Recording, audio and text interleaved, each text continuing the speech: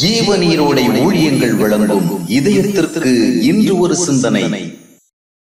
தவறை உணராவிடில். பெரும்பாலும் தவறுகளினால் அல்ல, தவறுகளை உணராமையினால் தான் அதிகமான கேடுகள் நிகழ்கிறது.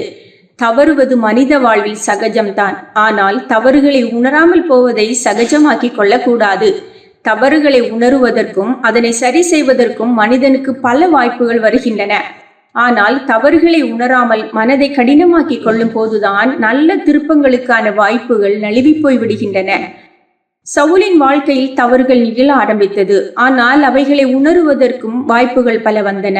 ஆனால் அவன் அந்த வாய்ப்புகளை பயன்படுத்தி கொள்ளவில்லை.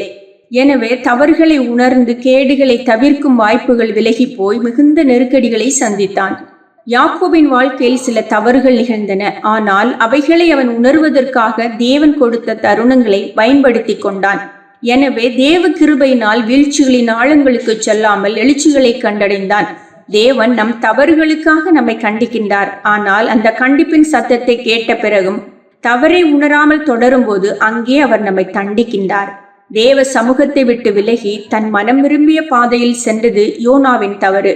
ஆனால் அந்த தவறுக்காக தேவன் அவனை தண்டிக்கவில்லை. ஆனால் ஒரு பெருங்காற்றை அனுப்பி சூழ்நிலைகளை கொந்தளிக்க செய்தார். அது யோனாவை அழிக்க அல்ல, தன் தவறை உணர்ந்து வழிகளை மாற்றிக்கொள்ள தேவன் கொடுத்த தருணம் அது. ஆனால் அதனை யோனா பயன்படுத்தி கொள்ளவில்லை. எனவே பெரிய மீனின் வயிற்றில் அவன் நெருக்கடிக்குள் சில நாள் வருந்த நேரிட்டது.